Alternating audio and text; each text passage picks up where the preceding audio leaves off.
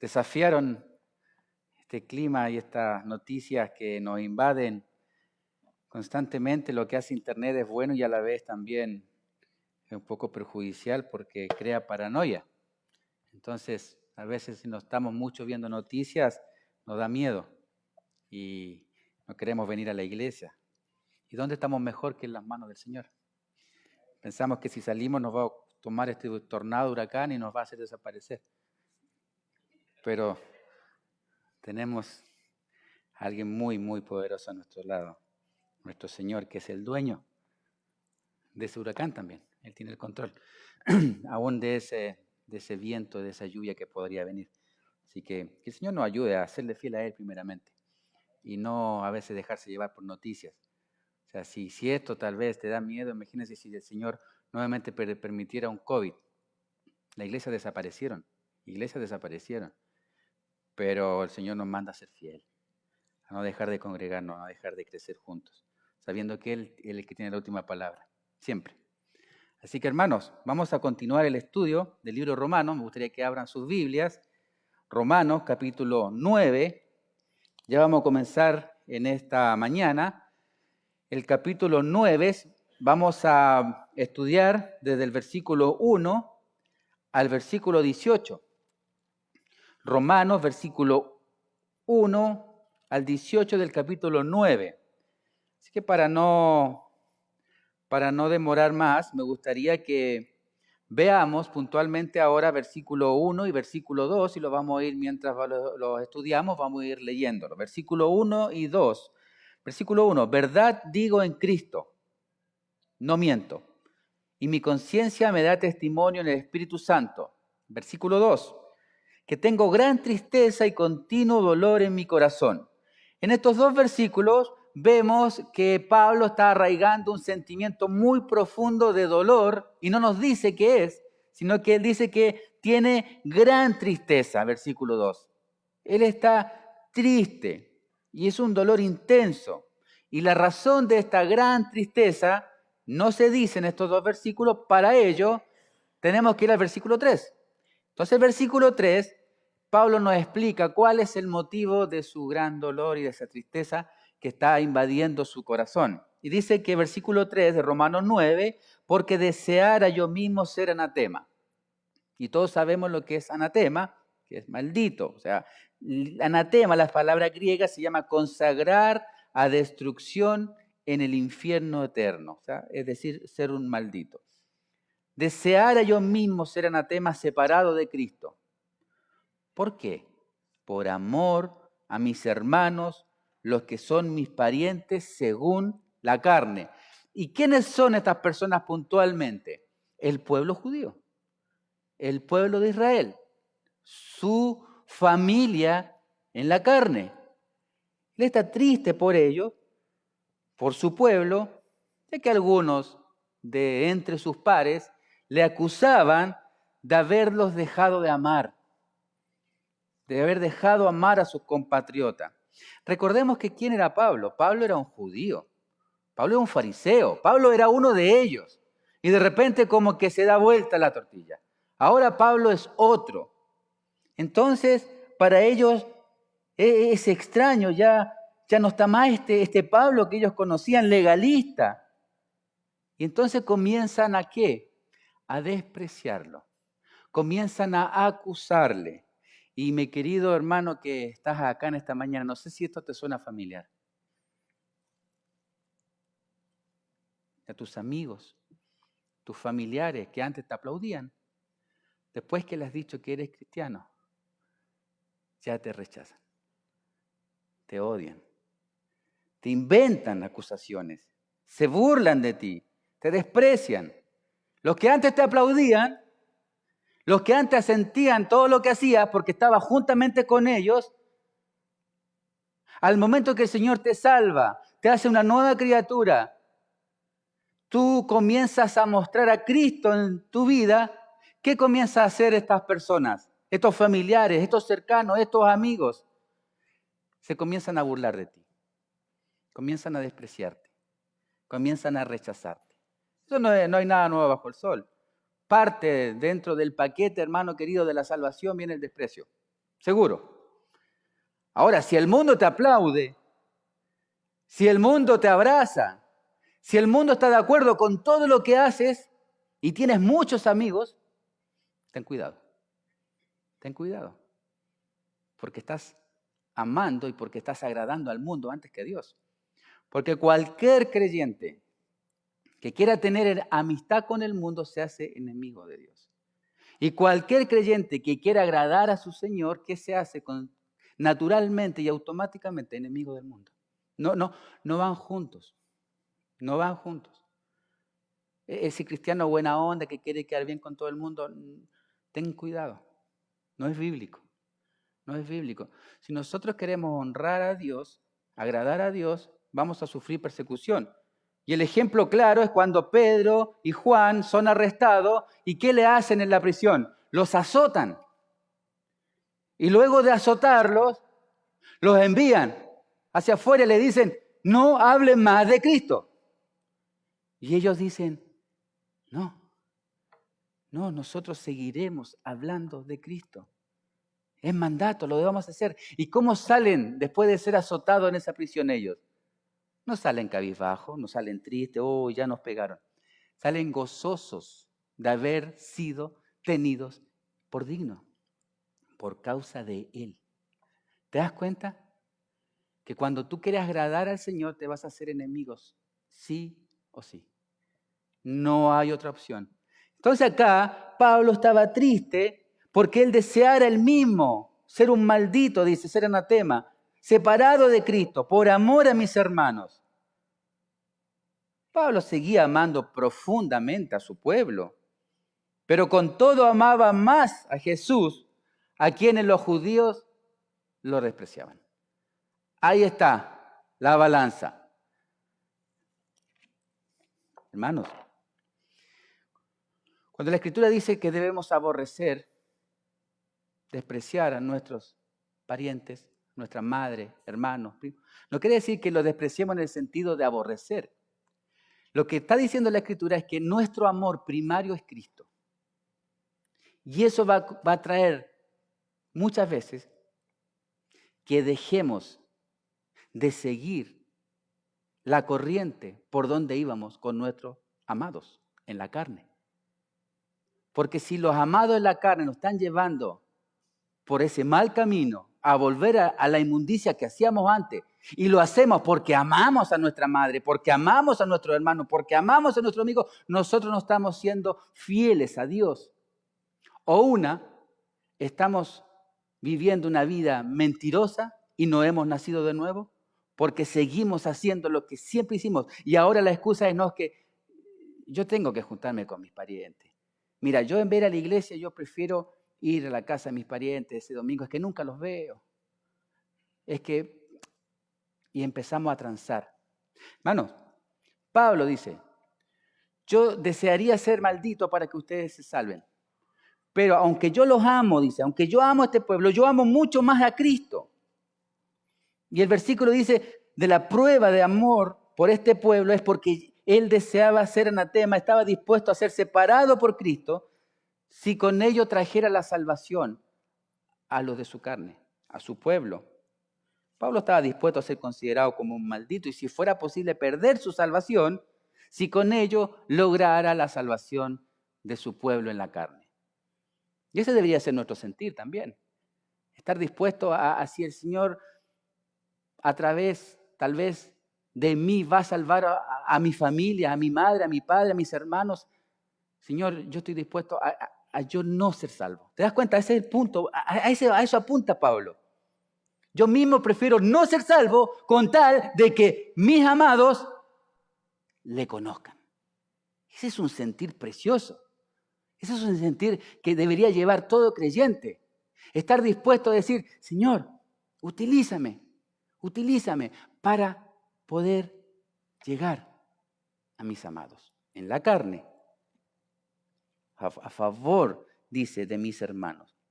Un amor muy profundo que conduce a este deseo personal del apóstol. Vamos al versículo 4 de Romanos 9, 4 y 5. que son israelitas, de los cuales son la adopción, la gloria, el pacto, la promulgación de la ley, el culto y las promesas. Versículo 5. De quienes son los patriarcas, de los cuales, según la carne, vino Cristo, el cual es Dios sobre todas las cosas, bendito por los siglos. Amén. Mire, fíjese en el versículo 4, dice ya los nombres, que son israelitas. Israel, en la mañana lo veíamos, es un pueblo bendecido por Dios, porque Dios trató puntualmente con ellos. Es una nación bendecida por el Señor. Y el apóstol lo reconoce acá. Fíjese el versículo 4, dice, primeramente ellos son israelitas. Corresponde al título de bendición que Dios se lo dio a Jacob cuando le cambia el nombre por Israel. La segunda ventaja, lo dice el texto, es la adopción. Es decir, ellos eran los hijos de Dios adoptados. Dios los adoptó como una nación, como su nación. El tercer privilegio, según el versículo 4, de Israel es su gloria, la gloria. Fue el pueblo donde Dios mostró su gloria, se manifestó. La cuarta ventaja, según el texto, consistía en los pactos. Dios establece pactos diferentes con ellos. Primero estamos el abrámico, pacto mosaico, pacto davídico. Dios establece con el pueblo, con su pueblo, pactos. Solamente lo hace con ellos. Dios no hace pacto con otras naciones. Y esto es interesante. Por eso Israel es tan única. Continúa diciendo que promulgación de la ley, es decir, en el Sinaí, Dios le da la ley a este pueblo. El sexto lugar, el culto, según el versículo 4. Literalmente el servicio de adoración, y eso lo vemos en Levítico, cómo debía el pueblo acercarse a Dios para adorarle. Y solamente lo hace con ellos. Dios no lo hace con las demás naciones paganas. No les muestra a las demás naciones paganas cómo ellos deben acercarse a Dios. ¿Por qué? Porque Dios es el Dios de Israel. Esto Pablo está haciendo alusión y está mostrando con mucha destreza acá que no es cualquier nación, es la nación. Y como séptima y última característica están las promesas, que son aquellas promesas que Dios ha hecho a su pueblo. Muchas de ellas ya se han cumplido y algunas aún no. Se cumplirán en el futuro escatológico. Mire el versículo 5, vamos al versículo 5, dice, además son los padres, en el sentido de patriarcas, quienes proceden de las tribus de la nación, que está vinculado puntualmente a los israelitas, y estos patriarcas de su descendencia proceden según la carne, dice, es decir, la humanidad del Mesías, Cristo, que es enviado a salvar el mundo. O sea, la naturaleza humana del Hijo de Dios fue tomada ¿de dónde? De Israel. De Israel. Jesús está ligado con David, tanto como con José de la línea. Es decir, en otras palabras, el pueblo de Israel tiene de qué gloriarse. No son cualquier nación, son la nación. Son la nación por la cual Dios se mostró a la humanidad. Son la nación de la cual viene el Mesías. Jesús mismo viene del linaje de esta nación. Dios creó esa nación, se reveló al mundo a través de ella y desde ahí vino nuestro Señor Jesucristo. Vamos al versículo 6 de Romanos 9. No que la palabra de Dios haya fallado, porque no todos los que descienden de Israel son israelitas. Y ahora viene ya Pablo a desglosar esta idea. Versículo 7. Ni por ser descendientes de Abraham son todos hijos, sino en Isaac te será llamada descendencia. La demostración de la tristeza del apóstol acá, que sienta a causa de Israel, es porque el propósito divino pareciera que Dios ha fracasado con su propósito divino de hacer de esta nación una nación de bendición para todos. Dios había hecho grandes promesas. ¿Se acuerdan primero a quién? A Abraham, luego a Isaac, luego a Jacob, a quien le cambia el nombre. Están los 12 hijos, las 12 tribus. Y pareciera que viene bien, pero fracasa. Como pareciera que el plan de Dios fracasa, porque Israel ha frustrado ese plan divino. Y esto sugiere una pregunta. ¿Por qué aún no se ha cumplido? ¿Por qué pareciera que el plan de Dios de ser Israel una gran nación de bendición a todos ha fracasado? Pablo va a dar las razones por las que hasta ahora no ha tenido cumplimiento. La primera de ellas está en este mismo versículo. Miren, no, versículo 6, no todos los que descienden de Israel son israelitas. ¿Qué quiere decir con eso? Entonces, la descendencia a la que alcanzará la promesa, y esto pongan atención, no es la biológica, es la espiritual. Ahí está la diferencia. Por tanto, las promesas tendrán cumplimiento cuando en la nación haya sido que solo israelita espiritualmente hablando. ¿Y quiénes son? Los según la fe de Abraham. Entonces lo que Pablo está mostrando acá, que la descendencia a la que alcanzarán las promesas no es la biológica, sino la espiritual. Miren el versículo 8 de Romanos 9. Esto es, no los que son hijos según la carne son los hijos de Dios, sino los que son hijos según la promesa son contados como descendientes. Los hijos de Dios no necesariamente son los descendientes naturales de Israel, sino los descendientes espirituales. Y si está un poco confuso, acá nos vamos a ir aclarando el panorama. ¿Dios qué es? Espíritu. Por tanto, ¿cómo debieran ser originados sus hijos? Espiritualmente. Es decir, son hijos de Dios solo aquellos que han nacido del Espíritu. ¿Se entiende? El pueblo de Israel es un pueblo.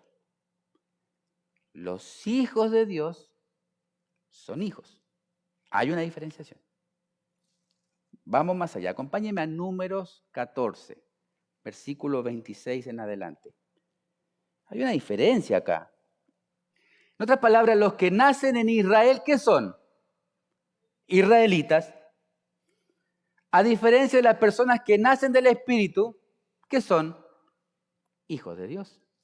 Mire, Números 14, y este texto es clave, porque en este texto Dios ha sacado a su pueblo desde Egipto, de la cautividad de Egipto, y los ha llevado por el desierto a una tierra que les prometió. Hasta acá está todo bien. Ahora, ¿qué pasa con estos más de 2 millones de personas israelitas que han salido de Egipto? ¿Todos entran a la tierra prometida? No. ¿Cuántos entran? Solo 2. Solo 2. La pregunta es, si este pueblo de Dios son sus hijos, ¿por qué quedaron descalificados, muertos en el desierto y no alcanzaron la tierra prometida? Vamos a ver números. Fíjense en detalle. Número 14, versículo 26.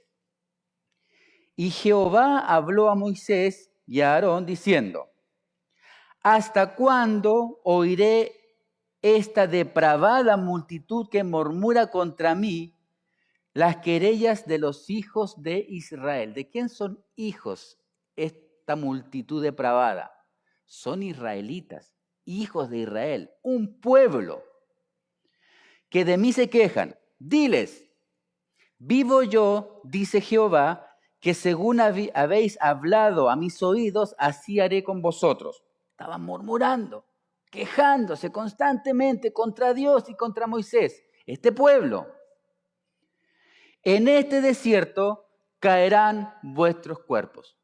Es decir, este pueblo va a quedar eliminado, exterminado aquí en el desierto. Y solamente voy a hacer entrar a 2 de esta generación. Y aquellos menores de 18 años van a entrar. Pero toda esta generación contaminada, este pueblo, va a quedar eliminado, descalificado. Todo el número de los que fueron contados entre vosotros, de 20 años, eran, no 18, los cuales han murmurado contra mí. Vosotros la verdad no entraréis en la tierra por la cual alcé mi mano y juré que os haría habitar en ella, exceptuando ¿quién? Josué y Caleb, que fueron únicas 2 personas que salieron de la tierra de Egipto como esclavos, pero que entraron a la tierra prometida, porque aún ni aún Moisés entró. Pero acá viene el detalle. Quienes no han sido regenerados, es decir, aquellas personas que no han nacido de nuevo, ni pueden ver, ni pueden entrar al reino. Eso ya lo sabemos, porque Romanos lo viene mostrando continuamente. Por tanto, las promesas del reino son para quienes tienen la condición de ¿qué? De hijos de Dios, no hijos de Israel. ¿Se va entendiendo? Por eso Pablo está haciendo la alusión acá. Porque el judío pensaba que por ser hijo de Israel, nacido en el pueblo de Dios, ya tenían ganada su entrada al reino. Eso era el pensamiento judío. Entonces Pablo ahora está haciendo alusión acá, está un poco desglosando. No todos los que son israelitas van a entrar. No todo el que dice que es de Israel va a entrar al reino. Vamos más allá. Juan 3, versículo 5. El Evangelio de Juan, para los que anotan, capítulo 3, versículo 5. Respondió Jesús: de cierto te digo, el que no naciere de agua y del Espíritu no puede entrar en el reino de Dios. No, o sea, no es que va a ser difícil. No, la Escritura dice, el que no nace de nuevo, Nicodemo, no puede entrar al reino de Dios. ¿Te das cuenta? No es porque sea judío, no es porque haga buenas obras, no es porque seas católico o la religión que tú quieras desde chiquitito y te criaste siempre haciendo el bien. No. La única forma que tú y yo tenemos para entrar al reino, para entrar a la eternidad, para entrar al paraíso, para entrar a los brazos de nuestro Dios, es nacer de nuevo. ¿Te das cuenta? ¿Y por qué? ¿Y por qué es necesario nacer de nuevo? Porque lo que hemos estudiado Génesis, desde el versículo 1, del capítulo 1 hasta el capítulo 50, vemos que la depravación del hombre es mucha. Continuamente. Todo designio, todo pensamiento de nuestro corazón es continuamente al mal. Entonces, este envase que nosotros estamos habitando está corrompido. Desde que nacemos hasta que morimos. Si Dios no interviene y nos hace nacer de nuevo espiritualmente, tú y yo no podemos entrar al reino. ¿Por qué? Porque Dios es un Dios santo y Él no puede habitar con un cuerpo corrompido como el nuestro. Por eso necesitamos la obra del Espíritu Santo en nuestra vida. Versículo 6 de Juan 3, 5. Lo que es nacido de la carne, carne es. Y lo que es nacido del Espíritu, Espíritu es. Por eso el creyente se maneja, vive, se relaciona, cuestiona, habla, piensa, medita, reacciona espiritualmente. ¿Te das cuenta que hoy nosotros tratamos en una nueva esfera? Antes lo hacíamos y tratábamos todo a través de nuestra razón, a través de nuestro conocimiento, nuestra experiencia. Y arreglábamos situaciones y todo, pero lo hacíamos con una mente depravada y caída. Hoy en día, si has nacido de nuevo, todo tu accionar, toda tu vida se relaciona en la esfera de lo espiritual. No puedes mezclar. Por eso el Señor nos muestra claramente que la vida del creyente es diferente. El último será el primero. El que quiere ser el más grande va a ser el más pequeño. Aquel que le golpean en una mejilla debe poner la otra. Aquel que debe abrazar a los que lo persiguen, lo maldicen. Aquel que debe perdonar 70 veces 7 a aquel que lo ha ofendido. Hermano, esto no es normal. Esto para el viejo hombre es un absurdo. ¿Cómo? Si alguien me dice algo, ¿sabes cómo reacciono? Esa es la mentalidad del hombre. No nos dejamos pasar por encima. Desde pequeñito en esta sociedad machista, en esta sociedad dura, nos han mostrado que nosotros debemos ser valientes para poder sobrevivir a este mundo. Ahora, cuando hemos nacido de nuevo, es todo diferente. No tenemos que ser los machitos.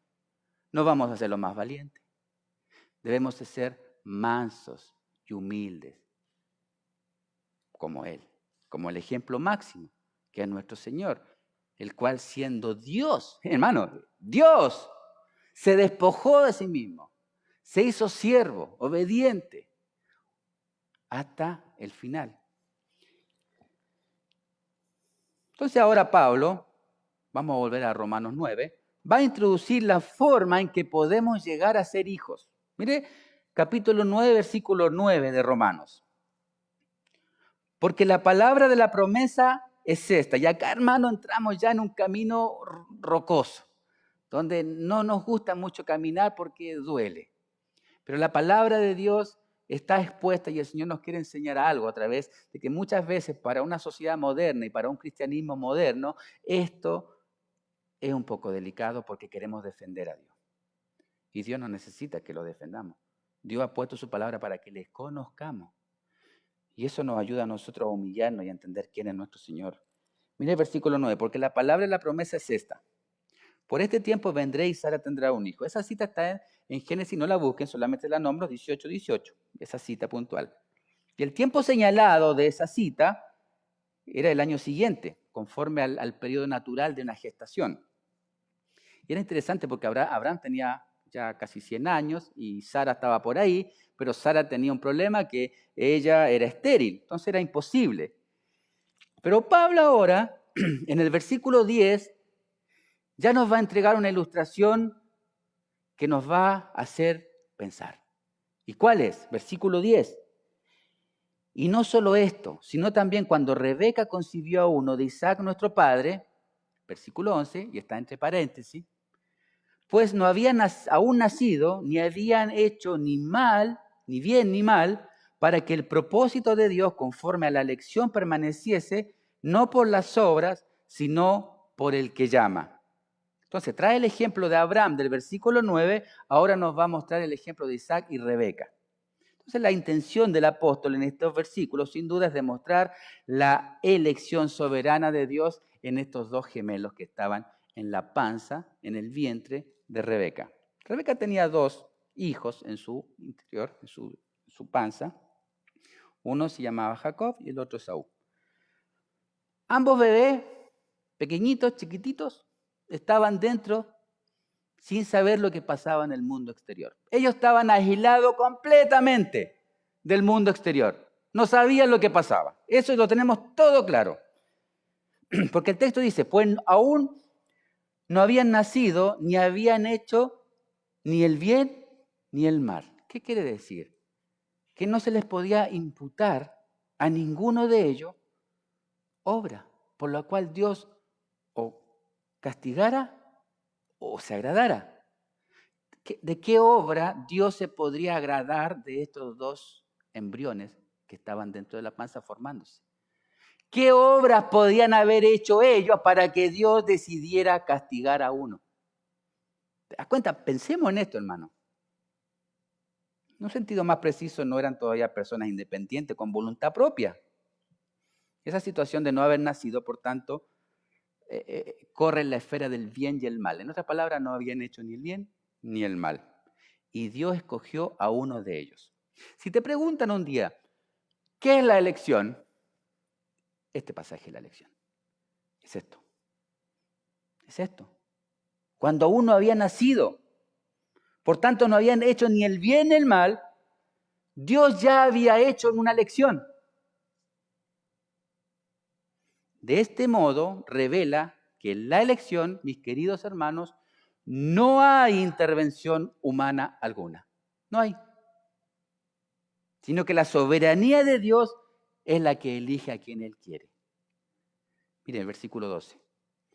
Se le dijo, el mayor servirá al menor. Y esta cita las encuentra en Génesis 25.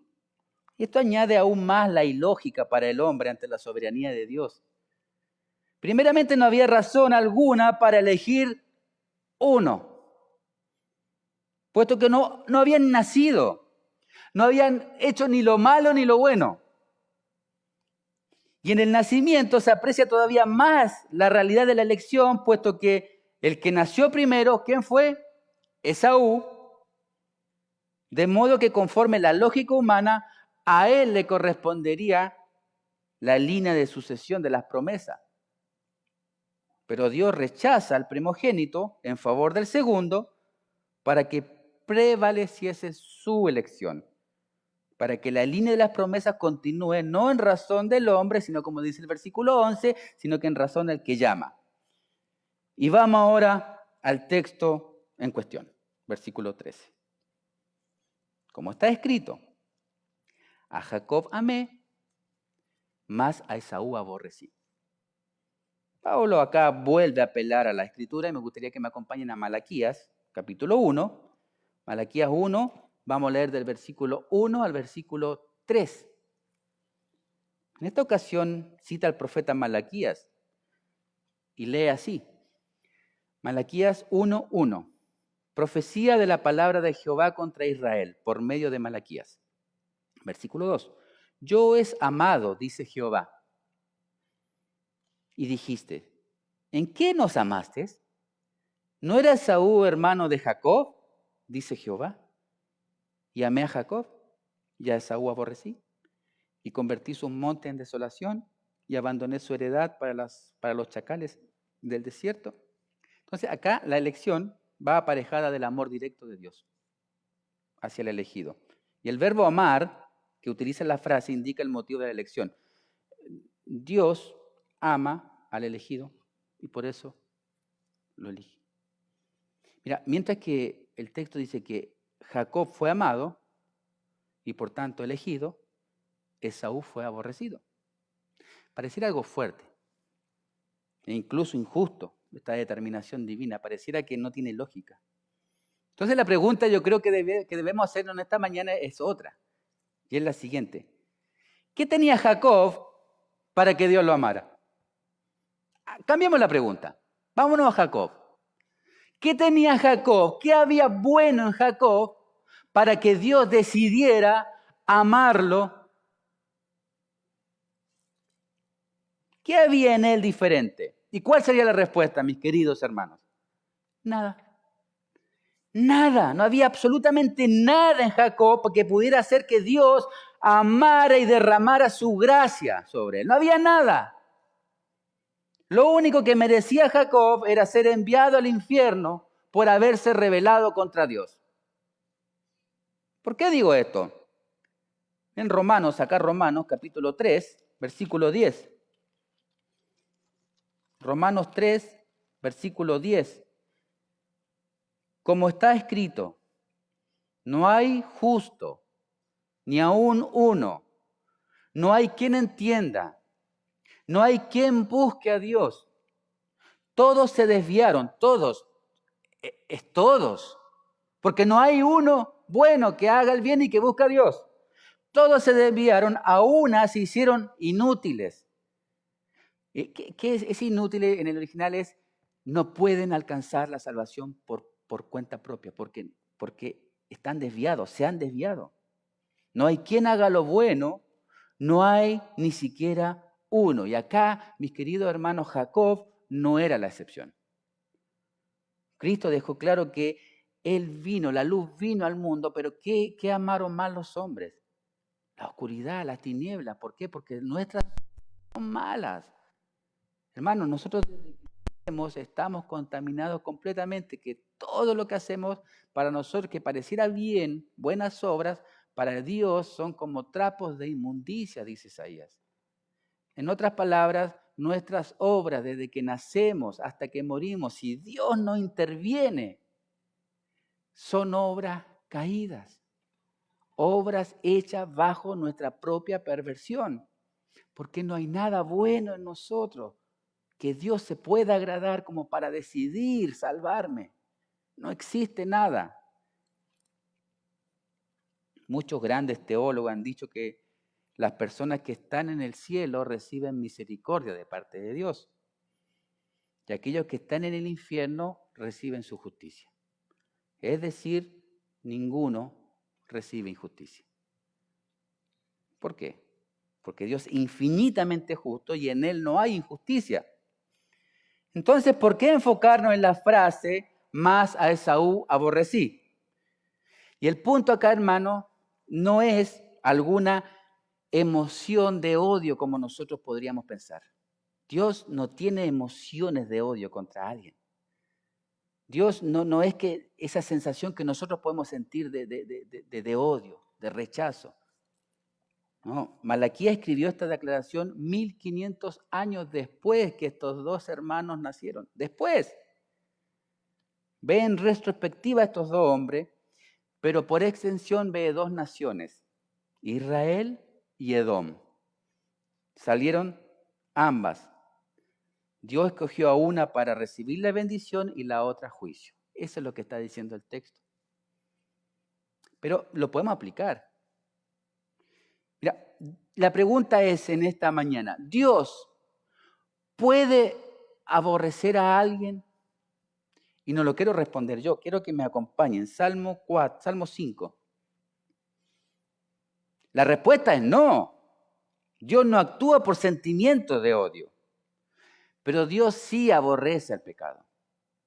Y aborrece a los hacedores de iniquidad. Miren, Salmo 5, versículo 4 en adelante. Porque tú no eres un Dios que se complace de la maldad. El malo no habitará junto a ti. Los insensatos no estarán delante de tus ojos. Aborreces a todos los que hacen iniquidad. Destruirá a los que hablan mentira. Al hombre sanguinario y engañador abominará Jehová. Salmo 11, versículo 5. Salmo 11, versículo 5. Jehová prueba al justo, pero al malo y al que ama la violencia, su alma los aborrece. Sobre los malos hará llover calamidades. Fuego, azufre y viento abrasador será la porción del Cádiz para ellos. Porque Jehová es justo y ama la justicia. El hombre recto mirará su rostro. En otras palabras, el hombre recto, aquella persona que ha nacido espiritualmente de nuevo, mirará su rostro. La santidad de Dios es tan perfecta que el pecado no puede habitar junto a él. Entonces la pregunta que debemos hacernos ahora es otra. ¿Por qué amó Dios a Jacob si ambos merecían su ira? ¿Por qué amó uno? Entonces, si lo vemos con ojo humano, Jacob tenía más mérito para recibir castigo. Mintió, engañó, manipuló. Entonces acá vemos claramente que la elección depende solo de Dios, ya que Él es el alfarero y hace del vaso de barro lo que a Él le place. Charles Spurgeon predicó este texto y cuando terminó de predicarlo, afuera de la iglesia se le acercó una ancianita y le dijo: pastor, no entiendo el texto que predicó, no lo puedo entender. Y él le dice: ¿qué parte, hermana? Esa de que a Jacob amó y a Esaú aborreció. ¿Pero qué parte no entiende? Esa, pues, ¿cómo que aborreció? Ah, no, esa la entiendo perfectamente, le dice. La que yo no entiendo es por qué amó a Jacob. Hermanos, estamos destituidos de la gloria de Dios solamente por haber nacido. Y tenemos la ira de Dios sobre nuestro rostro todos los días. Por eso que el Señor aborrezca en el sentido de no puede habitar con el pecado, esa condena está sobre todos nosotros. Pero que Dios te ame y que Dios haya decidido venir y dar su vida por ti, no sé si lo puedes comprender, yo no. Porque la salvación es personal. Dios no vino por un grupo de personas, por una familia completa. Dios vino por un individuo. Y ese individuo eres tú si el Señor hoy es tu Señor y Salvador. Hermano, eso es la salvación. La salvación es personal. Dios murió por mí. Cuando estaba en la cruz, estaba pensando en mí. Eso es la salvación. Por eso la salvación es tan preciosa, porque es personal. Es mía, me la dio a mí. Ahora, ¿qué hago con eso? Si el Señor me ha salvado, si ahora soy una nueva criatura, si he nacido de nuevo, ¿en qué estoy gastando mi vida y mi tiempo? Si el amado del cielo vino a morir por mí, ¿qué había en mí para entregarle? ¿Qué pudo haber visto Dios en mí para decidir enviar a su precioso y perfecto Hijo para que yo no sea condenado? Hermano, esa es tu salvación, esa es la salvación. No había nada bueno en nosotros, nada. Y nada hicimos porque Romanos 3 dice que no hay un justo, ni aún uno, no hay quien busque a Dios. Todos estamos contaminados y Dios decidió salvarte a ti. Y tú puedes ver esto de una forma. Mira a tu alrededor, tus familiares. Yo lo hago. De los 15 hermanos que tuvo mi mamá, solo el Señor hasta el momento, solo la salvó a ella y el Señor se la llevó.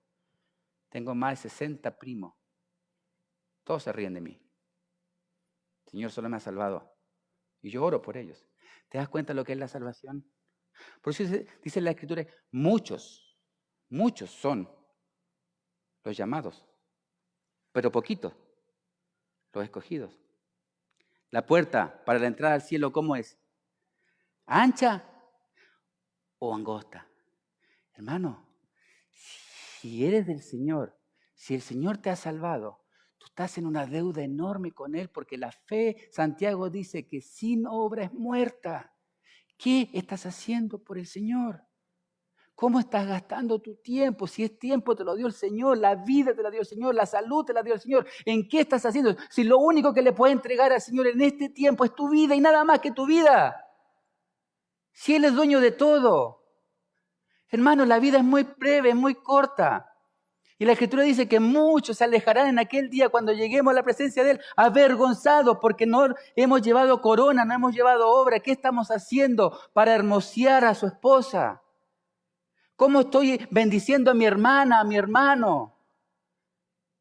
Hermanos, debemos hacer algo. Debemos hacer algo. Versículo 15. Volvemos a Romanos 9. Pues a Moisés dice, tendré misericordia del que yo tenga misericordia. Perdón, vamos a terminar con el 14, porque no lo hemos estudiado. ¿Qué pues diremos? ¿Que hay injusticia de Dios? En ninguna manera. Entonces yo te pregunto en esta ya mañana tarde, hermano querido, ¿crees realmente de todo corazón, en lo más profundo de tu corazón, que hay injusticia de parte de Dios al leer estos textos? Yo no te quiero convencer, la palabra es lo que la hará, pero no podemos sacar lo que está en la Escritura. Dios se revela de esa forma. Dios ha querido revelarse, pero el hombre lo ha querido defender, porque el hombre piensa que es más sabio que Dios. Mira, Jeremías 9, vamos a Jeremías 9, versículo 23. Dios quiere que le conozcamos como Él se presenta en la Escritura y eso será para nuestro bien. Jeremías 9, versículo 23. Así dijo Jehová. No se alabe el sabio en su sabiduría, ni en su valentía se alabe el valiente. Ni el rico se alabe en sus riquezas. Mas alábese en esto el que se hubiera de alabar, en entenderme y conocerme que yo soy Jehová, que hago misericordia y juicio y justicia en la tierra, porque estas cosas quiero, dice Jehová. Jehová, el Señor, nuestro Dios, se ha presentado de esta forma, y si te gusta o no te gusta, no es el problema de Él.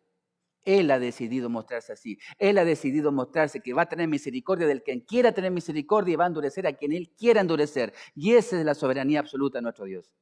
Por eso, hermano, nuestra salvación es tan preciosa, porque si entendemos estos pasajes, nosotros podemos decir, ¿y quién soy yo para que Dios haya puesto sus ojos en mí? Mira, hermano precioso, versículo 15. Acá el apóstol va a demostrar esta verdad y va a introducir una cita bíblica.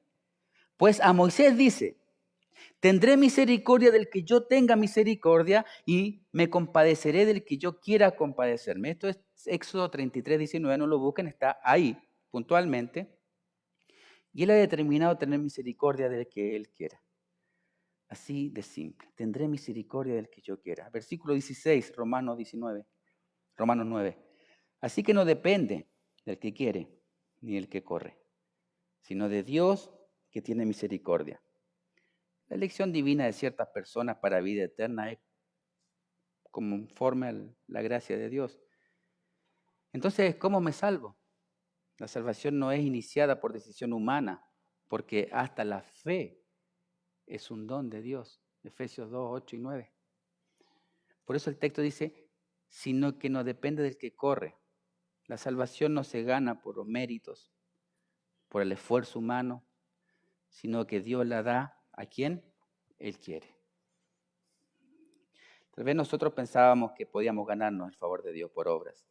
O la gente, tal vez sin Cristo, religiosa, pueden pensar que por hacer obras, por portarse bien, por ser buen padre, por ser buen esposo, por ser buen ciudadano, yo ya me gané el cielo y lo hemos escuchado cuántas veces. Uy, este vecino ya se ganó el cielo. Le faltan las alas nomás. Pero no es por obra. Ganarse el cielo no es por las obras que nosotros hacemos, es por la obra de Cristo en nosotros. La única obra que nos salva es la obra de Cristo. Porque no depende del que quiere ni del que corre, sino que de Dios que tiene misericordia. Versículo 17. Porque la Escritura dice a Faraón: para esto mismo te he levantado, para mostrar en ti mi poder y para que mi nombre sea anunciado por toda la tierra. Y esto de nuevo, Éxodo 9, versículo 16. Y acá nosotros podemos ver este texto y es tan actual porque está describiendo el ascenso de los líderes a posiciones preeminentes. Dios, en otras palabras, pone líderes, nuestros líderes en nuestras naciones, muchas veces tiranos, para castigar al pueblo que se ha olvidado de él.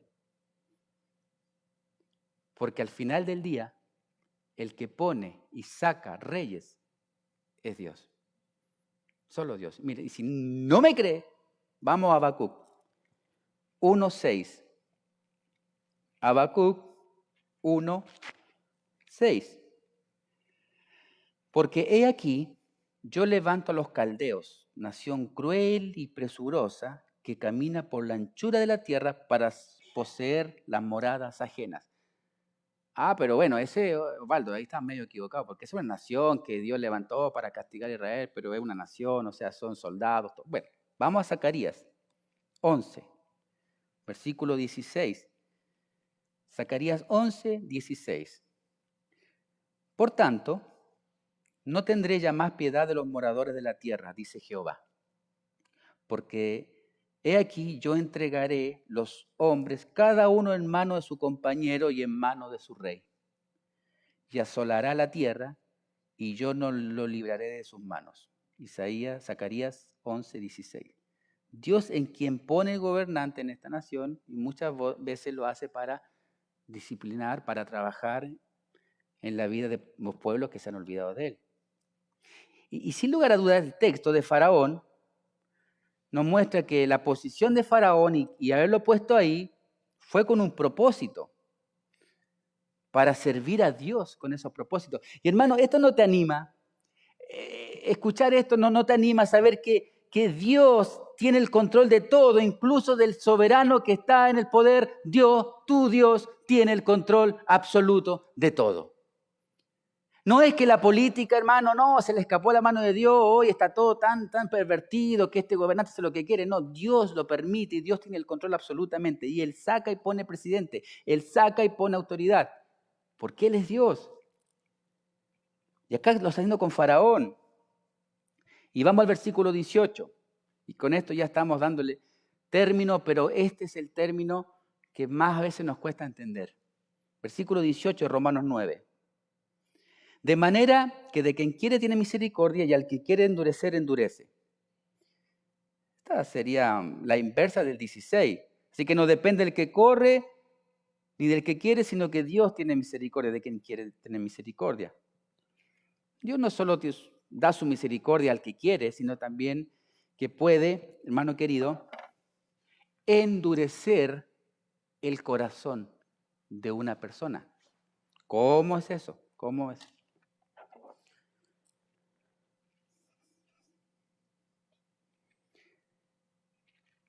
El acto poderoso de Dios al liberar a Israel de las manos de Faraón demostró dos realidades, dos verdades. Tanto Moisés como Faraón, ¿qué eran? Eran dos pecadores, malvados y descalificados, ambos. Y ambos eran igual dignos de la ira y el castigo eterno, ambos. Pero Moisés recibió misericordia, mientras que Faraón recibió el juicio de Dios. A uno salvó y a otro endureció. ¿Te das cuenta? Romanos 11, 17. ¿Qué pues? Lo que buscaba Israel no lo ha alcanzado, pero los escogidos sí lo han alcanzado y los demás fueron endurecidos. Necesitamos entender esto, ya que es duro. Al que quiere endurecer, endurece. Y el original sería poner obstinado. ¿Se dan cuenta que Faraón en momentos se ponía obstinado? Como que quería, como que estaba jugando. Como que sí, ya váyanse. Y después no. Después ya váyanse. Y después no. Estaba como obstinado, terco. La Biblia habla que Faraón endureció su propio corazón y debido a esto la Biblia muestra que después Dios endureció el corazón de Faraón. Esto no significa que Dios haya creado maldad en el corazón de Faraón, sino que retiró toda influencia divina que actuara como restricción al pecado y permitió que el corazón perverso de Faraón procurara su propio pecado sin estorbo alguno. Miren, Romano 1. ¿Qué dice Romano 1, versículo 24 y 25? Por lo cual, también Dios los entregó a la inmundicia en la concupiscencia de sus corazones, de modo que deshonraron entre sí sus propios cuerpos. 25. Ya que cambiaron la verdad de Dios por la mentira, honrando y dando culto a las criaturas antes que el Creador, el cual es bendito por los siglos. Versículo 28 de Romanos 1. Y como ellos no aprobaron tener en cuenta a Dios, Dios los entregó a una mente reprobada para hacer cosas que no convienen. Y acá nosotros, Pablo está haciendo y volviendo a este capítulo 1 de Romanos, donde lo estudiamos, que cómo que Dios los entregó. ¿Dónde los entregó Dios?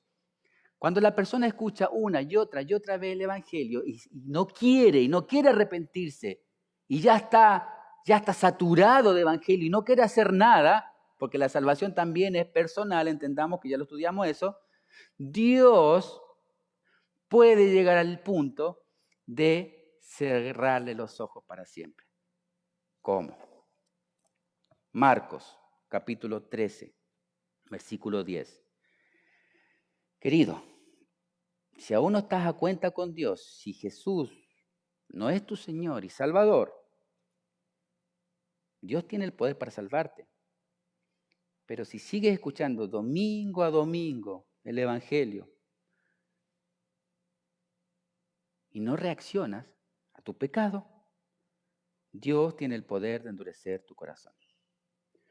Mateo 13, versículo 10. Entonces acercándose los discípulos le dijeron, ¿por qué les habla en parábolas? Él respondiendo les dijo, porque a vosotros he dado a saber los misterios del reino de los cielos, mas a ellos no les he dado.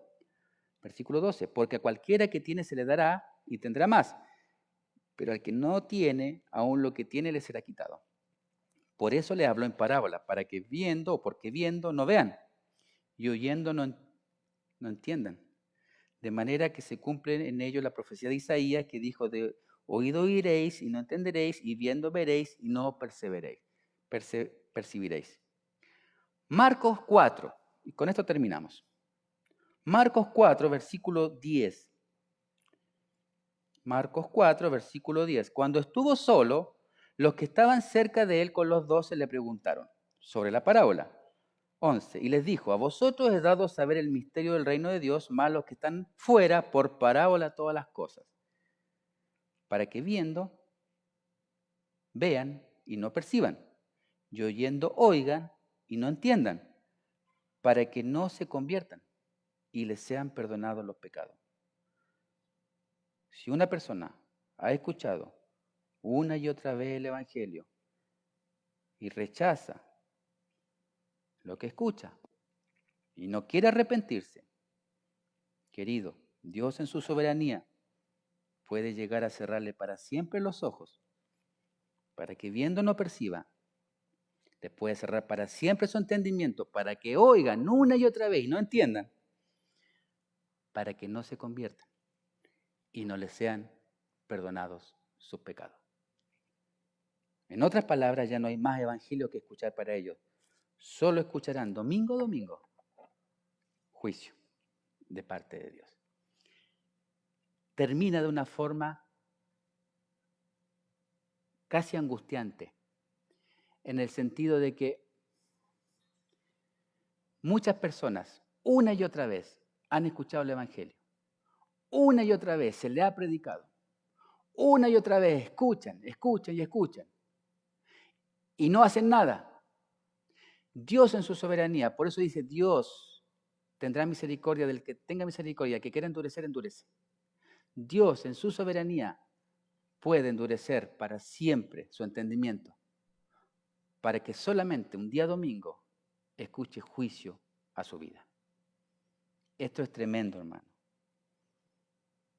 Pero las buenas nuevas es que hoy es el día de salvación. Si oyes hoy su voz, no endurezcáis vuestros corazones. Arrepentidos, confesaos vuestros pecados y el Señor salvará. El Señor no rechazará a nadie que venga a Él avergonzado por sus pecados, en arrepentimiento y fe. La carta de Romanos es preciosa y es dura, pero Pablo en su amor pastoral les dice a las iglesias que el Señor en su soberanía elegirá a quien Él quiere, pero también es responsabilidad humana el rechazarlo. Si escucha el Evangelio y aún el Señor no es tu Señor, hermano, hoy es el día de salvación. Hoy es el día que tienes que ponerte a cuenta con el Señor, porque ya tal vez mañana va a ser muy tarde, porque el Señor puede llegar al punto de endurecer tu corazón para siempre, así como a Faraón, y ya no habrá más Evangelio para ti. Que el Señor nos ayude, que el Señor nos abra más nuestro entendimiento y que podamos salir de acá, hermano, con un corazón lleno de gratitud. Porque si hoy eres hijo de Dios, nada hiciste. La obra la hizo completamente Él, pero estamos en deuda con el Señor. Y desde ahora en adelante, ¿qué vamos a hacer para agradar a aquel que nos compró con su preciosa sangre? Oramos. Señor, te damos gracias. Señor, tu palabra es preciosa, Padre. Nos enseña, nos instruye, Señor. Estas palabras, Señor, lo único que hacen y deben hacer, Señor, es humillarnos, Padre amado, al saber que nada hicimos, Padre eterno. Pero también estas palabras, Señor, últimas, son una advertencia, Señor. Te pido, por favor, por aquellas personas que están acá con nosotros, Señor, que aún no te conocen como su Señor y Salvador, Señor, que tú seas obrando. Por favor, Señor, en ellos, que hoy día, Padre amado, ellos puedan entender cuál es su condición ante ti, Señor, que estamos desahuciados, contaminados completamente, Señor. Necesitamos, Padre amado, de tu perdón. Necesitamos tenerte como nuestro Señor y Salvador, Padre amado. Gracias, Dios, porque el Evangelio es esto, Señor. Nos confronta y nos muestra la realidad, Señor amado. Porque tú quisiste revelarte de esta forma, Señor amado, para que podamos, Padre amado, adorarte, glorificarte, Señor. Darte la gloria por lo que eres, Padre Santo. En el nombre de Cristo Jesús oramos y agradecemos. Amén.